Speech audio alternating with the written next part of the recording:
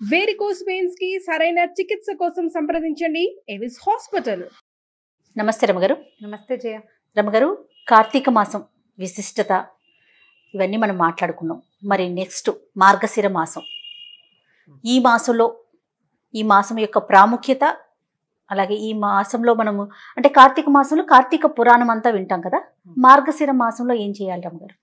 మార్గశిర మాసం అంటే అసలు భగవానుడు చెప్పాడు శ్రీకృష్ణ పరమాత్మ భగవద్గీతలో, మాసాన మార్గశీర్షోహం అని. నేను మాసాలలో మార్గశీర్ష మాసం అంటే పరమోత్తమమైన మాసం మార్గశీర్షం అంటారు. అయితే మార్గశీర్షంలో తొలి రోజుల్లో కాకుండా సంక్రమణం అయ్యాక సూర్యుడు రవి సంక్రాంతి ఎప్పుడు వస్తుంది? రవి సంక్రమణం, ధనుస్ సంక్రమణం అంటాం. దాన్ని మనం నెలగంటు పెట్టడం, నెలపట్టు పట్టడం ధనుర్మాసం. ఆ ధనుర్మాసం రావడానికి 15-16 తారీఖులు అట్లా వస్తుంది. 12, 13, 14, 15 ఆ తారీఖుల్లో. అయితే మనకి ధనుసు మొదలైపోతుంది. ఈ మార్గశిర మాత్రం 5-6 తారీఖులకే వచ్చేస్తుంది. అంటే పాడ్యమి మొదలయ్యాక ఒక 5-6 రోజులు, 7-8 రోజులు గడిచాకే సంక్రమణం సిద్ధిస్తుంది. ఈ సంక్రమణం చెందాక చేసే వ్యవహారాలు వేరే ఉంటాయి.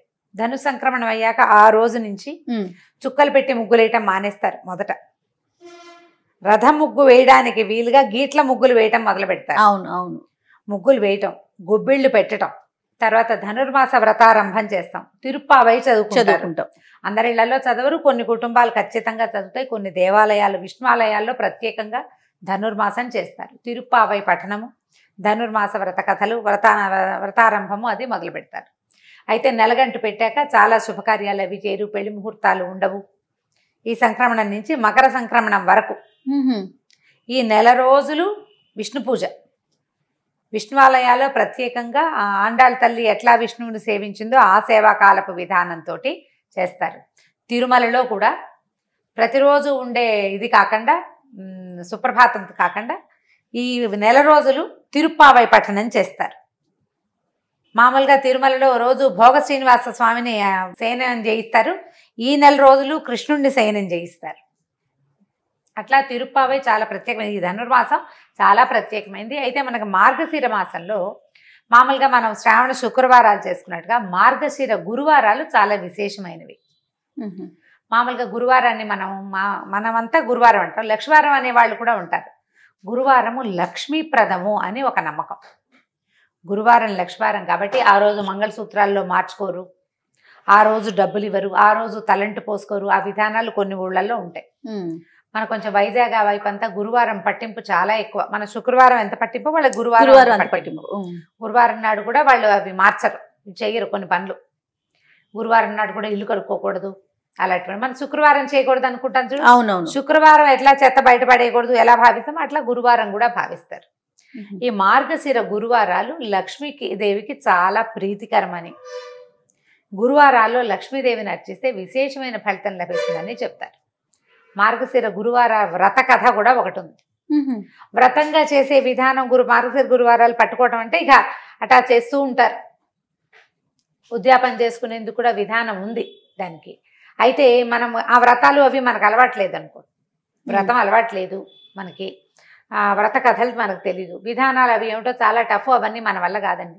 పూజ చేసుకుందాం, లక్ష్మీ పూజ. పొట్టిగా లక్ష్మీదేవిని పూజించుకోవచ్చు కదా. గురువారపు వ్రతాల్లో ఏంటంటే తలకి నూనె రాసుకోకూడదు, తల దూకోకూడదు, నూనె రాసుకుని తలంటి పోసుకోకూడదు. గురువారం నాడు ఒట్టిగా తలకి స్నానం చేయాలి. మనం బుధవారం నాడు నూనె రాసుకుని తలంటి పోసుకుంటాం. గురువారం నాడు ఒట్టి తల స్నానం, పసుపు రాసుకుని తల స్నానం చేయాలి విధి. తల పిడ పెట్టుకోవాలి, తల ఆరంగానే మూడేసుకోవాలి, కానీ తలకాయ దువ్వుకోకూడదు.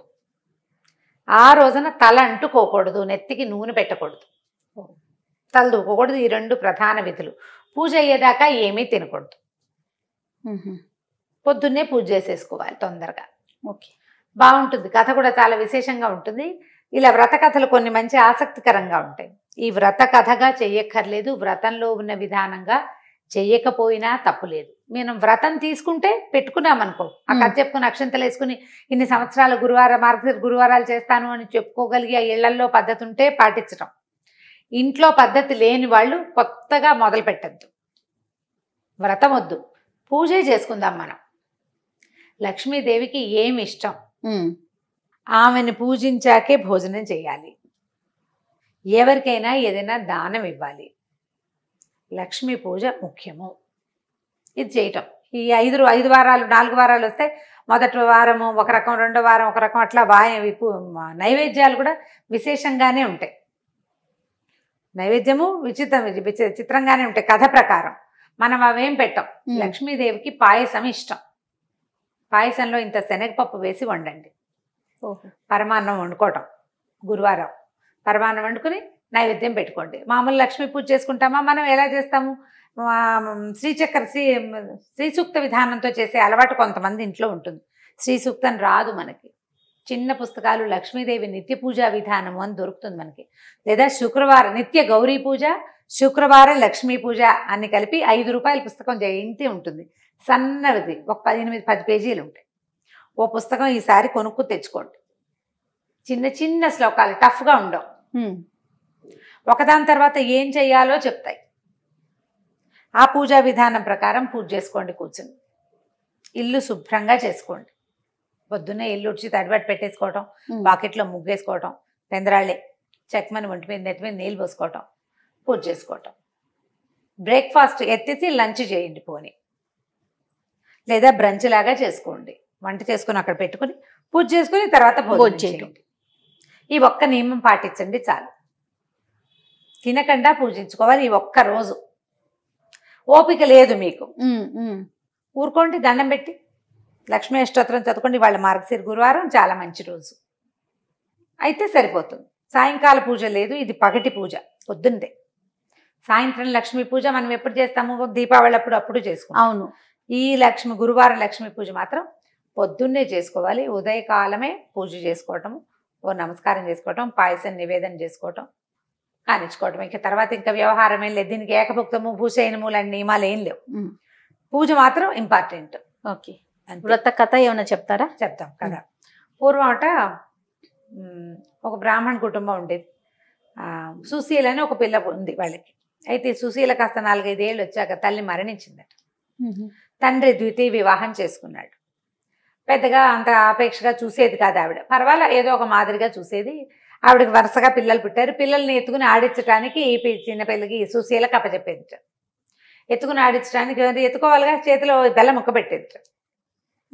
బెల్లం ముక్క కాస్త నోట్లో వేసుకునేది, పిల్లలు పెట్టేది, ఏదో చేసేది. అయితే ఆవిడ మార్గశిర శుక్రవారాలు చుట్టుపక్కల నువ్వు నోచుకుంటుంటే ఈ అమ్మాయి ఏం చేసిందిట, తను కూడా మట్టితోటి చిన్న లక్ష్మీదేవి బొమ్మను చేసుకుని జిల్లేడు పువ్వులు పెట్టి పూజ చేసి, ఏదో పువ్వులు పెట్టి పూజ చేయాలి కదా, తనకి పెట్టిన బెల్లం ముక్కని నివేదన పెట్టేది, చేసుకునేది పూజ. కొంతకాలానికి పిల్లకి వివాహం అయింది. పెద్ద పిల్లకి పెళ్లి చేసేశారు. ఈ పిల్ల ఏం చేసిందట, తను పూజ చేసిన చిన్న లక్ష్మీదేవి మట్టి బొమ్మ ఉంది కదా, ఆ బొమ్మను కూడా పుచ్చుకెళ్ళిపోయింది కాపురాన్ని. సుశీల తీసుకెళ్ళిపోయాక పుట్టింట్లో ఉన్న సంపద అంతా పోయింది. వాళ్ళు చాలా దరిద్రులు, దౌర్భాగ్యులు అయిపోయారు. ఏమీ లేదు. ఎంతో బాధపడేవాళ్ళు. ఎందుకు మన పరిస్థితి ఇట్లా అయిందని చాలా చింతించేవాళ్ళు తల్లి తండ్రి కూడా. సరే అక్కడ అత్తారింటికి వెళ్ళింది. చక్కగా అక్కడ ఘనంగా మార్గశిర గురువారాలు పూజ చేసుకోవడం వచ్చింది. అక్కడ వాళ్ళు డబ్బులు ఉన్న చోట ఇచ్చారు. ఈ అమ్మాయి వెళ్ళాక వాళ్ళకి విపరీతంగా సంపద వృద్ధి అయిపోయింది. పొలం పుట్ర, గొడ్డు గోద, ఇల్లు వాకిలి, అబ్బో ఎన్నో ధనధాన్య సమృద్ధిగా ఉన్నారు. చక్కగా పూజ చేసుకునేది. ఇంకా సంపద ఇతోధికంగా వృద్ధి అవుతూ ఉంది. అయితే ఏమైందట, తల్లి తమ్ముడిని ఇచ్చి పంపించింది. మన పరిస్థితి ఏం బాగుండలేదు, అక్కయ్యని ఏదైనా సహాయం చేయమని. ఈవిడేం చేసింది, చూసి అయ్యో పాపం మన నాన్న పరిస్థితి బాగుండలేదని ఒక కర్రని, పొడుగ్గాటి కర్రని తొలిపించి అందులో వాసాన్ని తొలిచేసి అది నిండా బంగారు వరహాలు పోసి తమ్ముడు చేతులు పెట్టింది. తీసుకెళ్ళి నాన్నకి ఇవ్వరా అని. వీడేం చేశాడు, ఎక్కడికో వెళ్తూ ఆ కర్రని ఎక్కడో పెట్టాడు, మర్చిపోయాడు. అక్క ఏమి ఇచ్చిందంటే కర్ర ఇచ్చింది, ఎక్కడో వదిలేశాను అన్నాడు. ఏం చేస్తారు, వాళ్ళ పరిస్థితి బాగుండలే. మళ్ళీ కొన్నాళ్ళకి మళ్ళా పంపించారు. కర్ర ఏం చేసావురంటే ఎక్కడో వదిలిపెట్టానక్క అన్నాడు. సరే ఈవిడేం చేసింది, చెప్పుల చేత కుట్టించింది నాన్న కోసం. చెప్పుల్లో లోపల వరహాలు పెట్టి కుట్టించింది.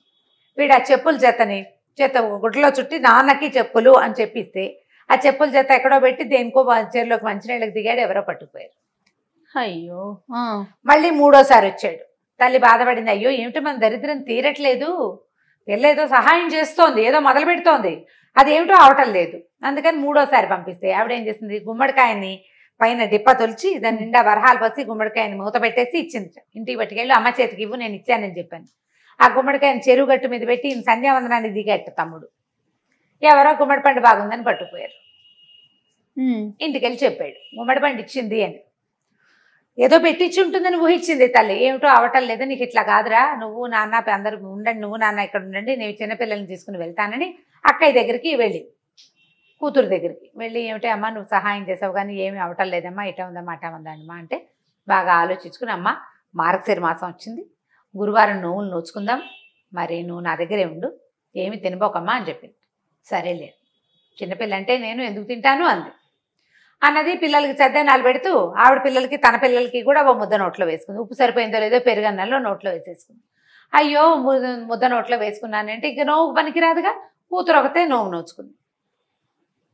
రెండో వారం అమ్మ ఏమి తినకమ్మా అంటే సరేలే అంది. కానీ పిల్లలకి తలగాయలకి నూనె రాస్తూ తను కూడా నెత్తికి నూనె రాసేసుకుంది. చేతిలో పోసుకుంది, నూనె ఎక్కువైందని నెత్తికి రాసుకుంది. అట్లా చేస్తారు చూడు, కొబ్బరి నూనె పోసుకుంటారు, పిల్లలు తలకు రాస్తుంటే నూనె ఎక్కువైపోయింది అనుకో తలకు పట్టిస్తారు. అసలు చాలా బ్యాడ్ ప్రాక్టీస్, అది చేయకూడదు అంటారు పెద్దవాళ్ళు. తలకి నెత్తికి నూనె రాసుకుంది, అది పనికి రాలేదు. మరి ఇంకేం చేస్తారు? సరే ఇంకో రెండో వారము పోయింది. మూడో వారం కూడా ఏం చేసింది ఈవిడ, పిల్లలకి ఏవో అవి ఇవి పెడుతుంటే మరమరాలు కింద పడింది, తీసి ఎత్తి నోట్లో వేసుకుంది. చేస్తారు కదా సహజంగా. మూడో వారం కూడా పోయింది. ఇక నాలుగో వారం ఏం చేసింది కూతురు, అమ్మ ఇట్లా కాదు ఉండని ఒక గొయ్యి తీసి గోతులో కూర్చోబెట్టింది అమ్మని. గోతు మీద ఒక చిన్న డబ్బా మూత పెట్టింది. ఇక్కడే కూర్చో, నా పని అయ్యేదాకా, పని అయిపోయాక నేను నిన్ను బయటికి తీస్తే వ్రతం చేసుకుందామని. పిల్లలు ఏం చేశారు, అరటిపళ్ళు తిని తొక్కలు పడేశారు, దాని మీద పడేసారు కదా, తొక్క ఒకటి గోతులోకి పడింది. ఈవిడేం చేసింది, అరటిపండుని అట్లా ఇట్లా చేసి అలా అరటిపండు లోపల ఒక గుజ్జుగా ఉంటుంది కదా, తెల్లగా పండుకి, ఆ తెల్లదాన్ని తీసి నోట్లో వేసుకుంది. ఇంత తోచక పోయింది. నాలుగో వారం కూడా తల్లి కూతురు అనుకుంది, ఏమిటి ఏం చేసినా వీళ్ళ ఇది కావట్లేదని ఏం చేసింది. ఐదో వారం నువ్వు నా వెనకాలే తిరిగని తల్లి చేతికి కొంగు, తన కొంగు కట్టుకుని తను ఎటు తిరిగితే అటు తల్లిని తన వెనకాలే తిప్పుకుని ఏమీ పని చేయనివ్వకుండా, ఏమీ చేయనివ్వకుండా చేసి మొత్తానికి పూజ మాత్రం పూర్తి చేసింది. ఐదో వారం పూజ చేసింది. వాయనం ఇవ్వడానికి లక్ష్మీదేవిని పిలిచింది. అదే అమ్మవారు వచ్చి కూర్చుంటుంది వాళ్ళ ఇంట్లో, ప్రతిమ ఉంది కదా, మట్టి ప్రతిమ. ఆవిడ నేను పుచ్చుకోనని పక్కకు తొలగి వెళ్ళిపోతే ఏడ్చింత సుశీల.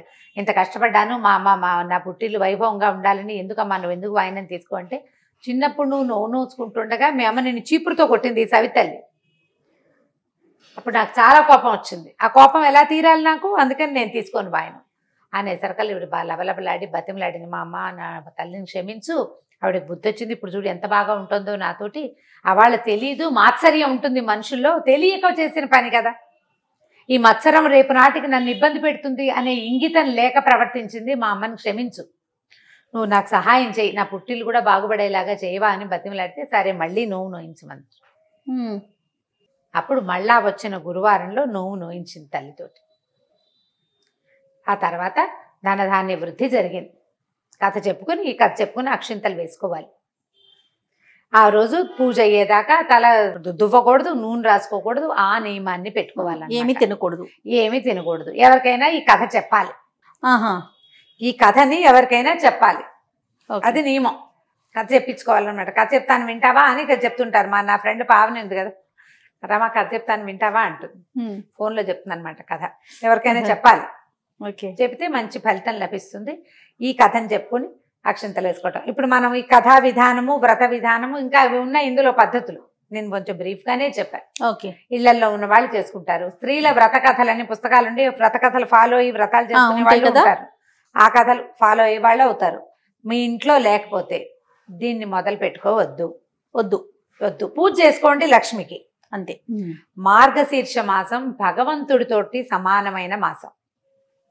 ఈ మాసంలో సూర్య సంక్రమణం అయిన తర్వాత, ధను సంక్రమణం తర్వాత చేసే పూజా విధానాలు ఒక ఎత్తు అయితే, ఇందులో వచ్చే 4 లేదా 5 గురువారాలు పూజిస్తే విశేషమైన ఫలితం లభిస్తుంది. లక్ష్మీ ప్రసన్నంగా ఉంటుంది. అమ్మవారి నిత్యానపాయిని, స్వామిని వదిలిపెట్టదు. విష్ణు పూజ చేసే నెల ఇది. ఇలాంటప్పుడు లక్ష్మిని కూడా పూజిస్తే మనకి ఫలితం బాగుంటుంది. కాబట్టి ఈ 4 వారాలు 5 వారాలు, ఈసారి ఎన్ని గురువారాలు వచ్చినాయో అన్ని గురువారాలు నియమంగా లక్ష్మీ పూజ చేసుకోండి. లక్ష్మీప్రదమైన పువ్వులు కానీ, పళ్ళు కానీ, తర్వాత పసుపు కుంకుమలు ఎవరికైనా ఇవ్వండి, మంచి ఫలితం లభిస్తుంది తప్పకుండా. నమస్తే.